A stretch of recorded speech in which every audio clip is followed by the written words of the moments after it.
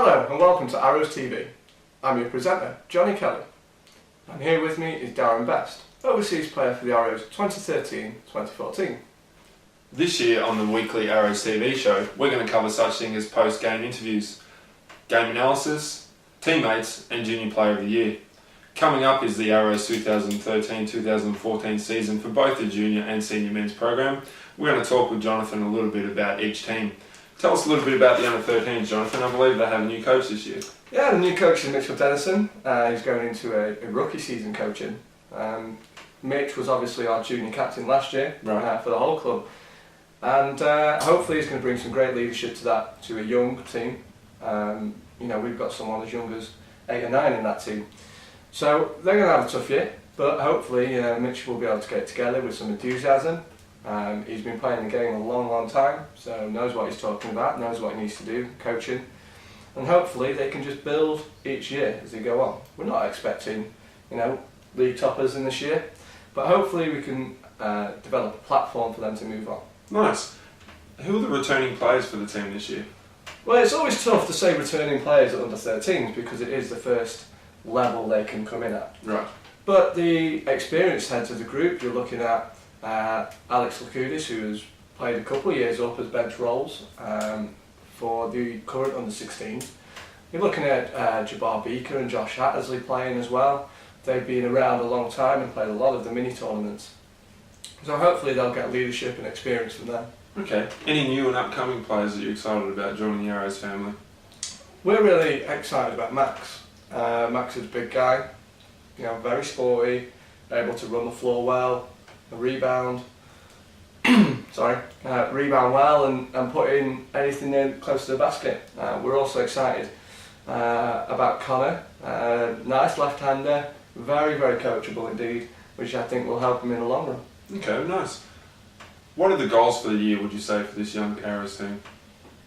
I think the goal for the year is really just to get a couple of wins. We're not expecting them to reach the final fours or even the playoffs. It's about building and hopefully moving towards a good year at under 16, under 18 and developing good players. So in this first year it's about gaining experience.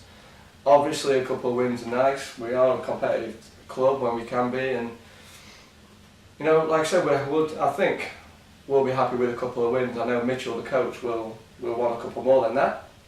But as a club, a couple of wins will do us quite nice. As long as we strive to get better every week. Absolutely. Just a little bit finishing off on the under-13s, the toughness of the league that they're playing in. I assume it's pretty deep.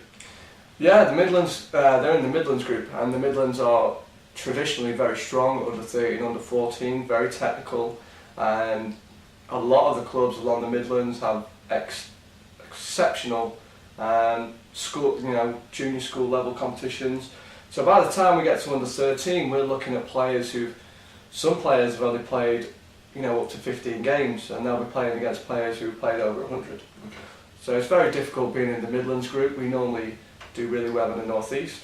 But like I said, if they can get a couple of wins in the Midlands, then we'll be delighted with them. Yeah, well, I think we look forward to the Arrows 13s, under 13 season coming up, and everyone's confident in Mitch that he'll do the job.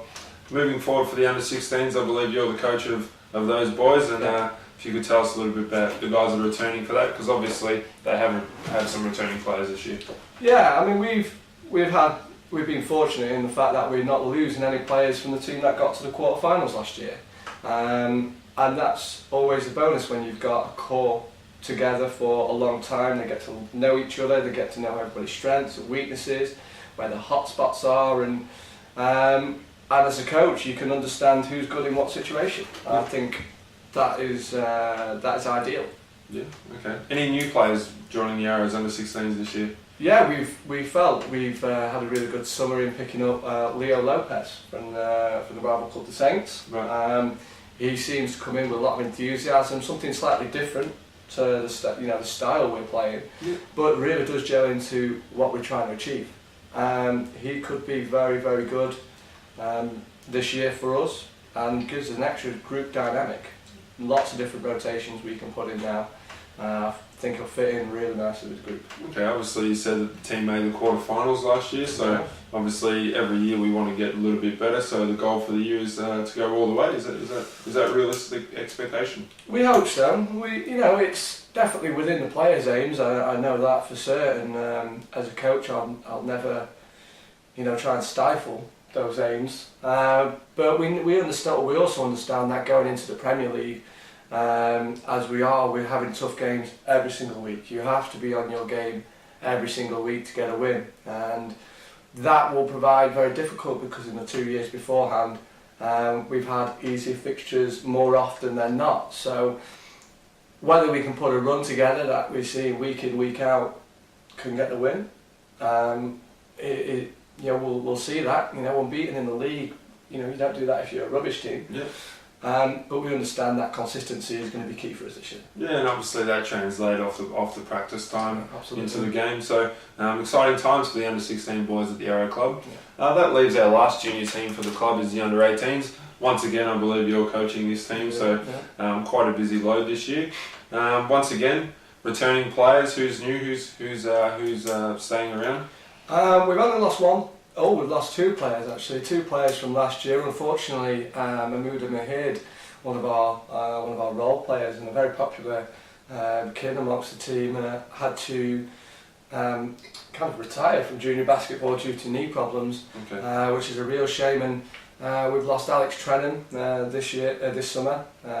He's moved over to the Saints, so it's a choice for him. But in terms of returning players, we should see the familiar faces of Andreas, Matt Bristow, Abdi Jordan, Alex Martin and the rest, and we'll just see how that goes really. Yeah, okay, so obviously keeping it a little bit under wraps with his expectations from the under-18 teams, but from my experience and what I've seen here in my short time is they're a very talented bunch of group of players that like to play together, and that's always a good start. Yeah. Moving forward, I guess, is the senior club for the team is the men's team, and this is obviously where I come in. So far, from what I can see, it's a very talented team of guys that are willing to work very hard. Only losing two players from last year, with the addition of myself and Andre to come in. If you could perhaps tell us a little bit about the team that you know. I'm quite excited about the men's this year. I think I think with Rob and Adri leaving,